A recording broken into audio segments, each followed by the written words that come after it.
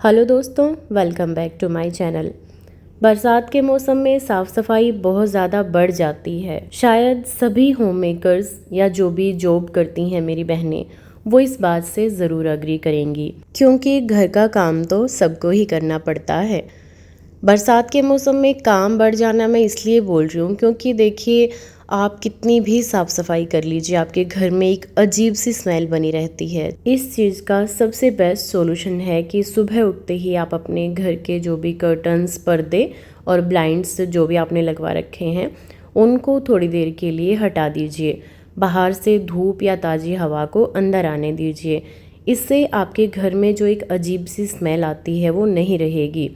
आज मैं यहाँ पे अपनी चादर चेंज करने वाली हूँ, तो मैंने गद्दे को थोड़ा सा आगे खिसका करके, और इस तरीके से ये मेरे पास में एक टूल है, इससे मैंने इस तरीके से बेड को भी क्लीन कर दिया है और गद्दे को भी साफ़ कर दिया है। और मैं इसी रूटीन को फॉलो करती हूँ। जब भी मुझे अपनी बेडशीट चेंज करनी होती है तो उसके साथ ही मैं बेड के बैक जो मेरा सिरहाना है उसको और बेड के गद्दे को साथ साथ में साफ़ कर देती हूँ। अगर आप अपने घर के काम को या किसी भी काम को आसान बनाना चाहते हैं तो उसकी एक लिस्ट, प्रॉपर लिस्ट आपके पास में होनी चाहिए।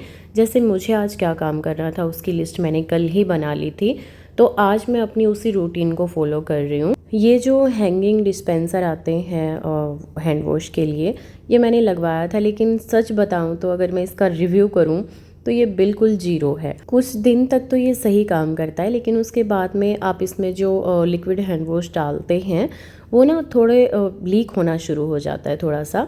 तो देखिए, डेली ये लीक होकर के नीचे गिरता है, फिर यहाँ पे क्लीनिंग डेली करनी पड़ती है, तो बहुत मुश्किल हो जाता है। तो इससे अच्छा है कि मैं इसी टाइप की बोतल में ही अपना हैंड वॉश डालती हूँ, वो मुझे ज़्यादा इजी लगा। तो ऐसी ही चीज़ें हम खरीद लेते हैं कई बार किसी को भी देख करके, लेकिन बाद में ही पता लगता है कि कौन सी चीज़ हमारे काम आई है, किन चीज़ों पे हमने पैसे बिना बात वेस्ट कर दिए। तो मेरी वीडियो से आपकी हेल्प हो जाएगी। अगर आप ये लेना चाहते हैं, लगाना चाहते हैं अपने घर में, तो देखिए मत लगवाइए, ये कोई काम का नहीं है। वॉश बेसिन के नीचे जो ये कैबिनेट है, आज मुझे इसको भी क्लीन करना था। तो देखिए, ये हमारी लॉबी में है और इसके नीचे आप देख सकते हैं कितना एक्स्ट्रा सामान भर भर के रख रखा है। इन चीज़ों पे हम इसलिए ज़्यादा ध्यान नहीं दे पाते क्योंकि ये बंद होती हैं, इनकी खिड़कियाँ होती हैं, तो हमें लगता है कोई भी फालतू चीज़ है यहाँ रख दो, मतलब दिखाई तो देगा नहीं, घर भी मैसी नहीं लगेगा। लेकिन वो कुछ टाइम तक ही लगता है, बाद में अगर आप इसको ओपन करके देखते हैं तो आपको खुद को ही बुरा लगता है कि ये क्या हाल बना रखा है।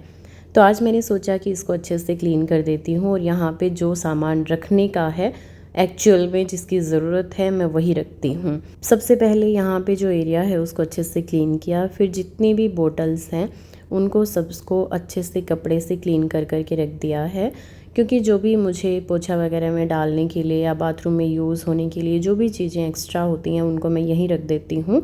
अगर किसी को ज़रूरत होती है तो यहाँ से उठा के वो ईज़िली यूज़ कर सकता है। तो सारी बोतल्स को मैंने अच्छे से साफ़ करके रख दिया है। और देखिए, थोड़ा सा ध्यान दिया मैंने आज इस एरिया पे, तो विदिन 10 मिनट्स ये सारा अच्छे से मैंने क्लीन कर दिया है। तो देखिए, थोड़ा सा ध्यान देने से मैंने सिर्फ 10 मिनट में इस एरिया को अच्छे से साफ़ कर दिया है। तो बस आपको ध्यान देने की ज़रूरत है। अगर आप करने की ठान लेते हैं किसी काम को तो वो बहुत जल्दी से हो भी जाता है।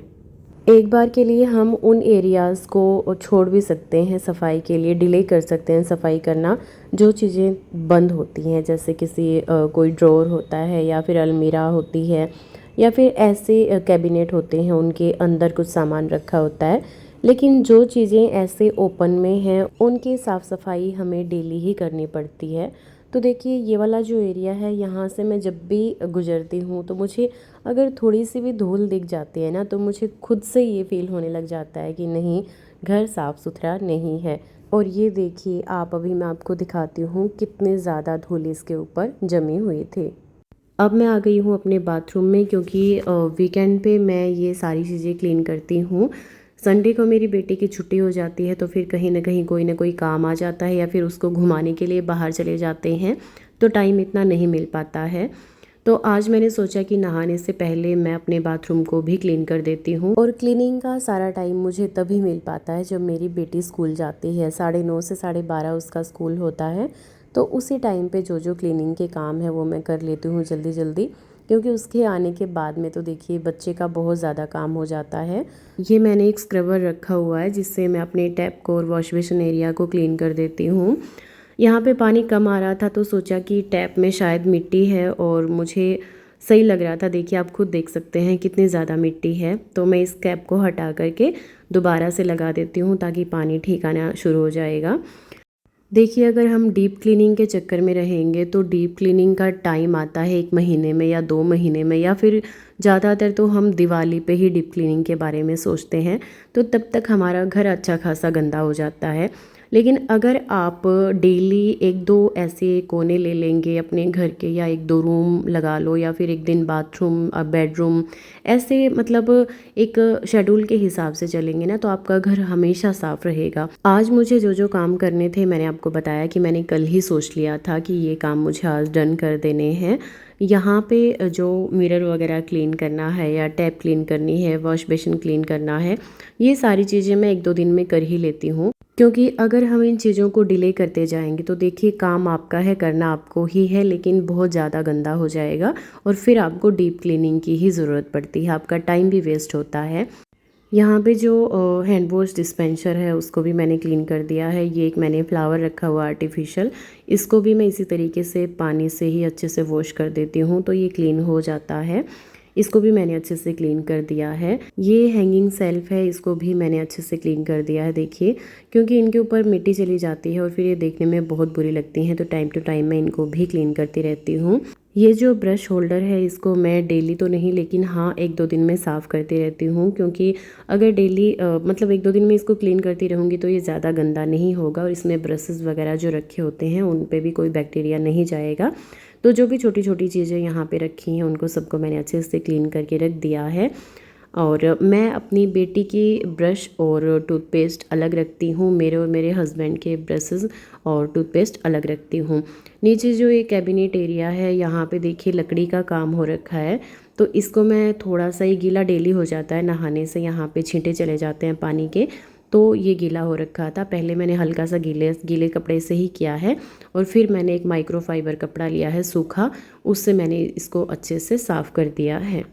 इस वाले टूल को आप एज ए वाइपर भी यूज़ कर सकते हैं। देखिए इस तरीके से पानी को वाइप कर देगा और इसके एक तरफ ब्रशेज़ हैं, तो ये बहुत काम की चीज़ है। आप इसको फर्श के टाइल पे भी इस तरीके से स्क्रबर के तरीके से यूज़ कर सकते हैं और अपने बाथरूम की जो टाइल है उनको भी क्लीन कर सकते हैं। इसके बैक में देखिए इस तरीके से मैंने एक रस्सी लगा रखी है जिससे मैं इसको ईजिली हैंग कर पाती हूँ। तो चलिए क्लीनिंग पूरी हो गई है, अभी मैं आपको अपना बाथरूम दिखाती हूँ क्लीन करने के बाद में कैसा दिखता है। आज की वीडियो में सिर्फ इतना ही। अगर आपको वीडियो पसंद आई है तो लाइक शेयर कर दीजिएगा। दोबारा मुझसे मिलना है तो प्लीज़ चैनल को सब्सक्राइब ज़रूर करके जाइएगा।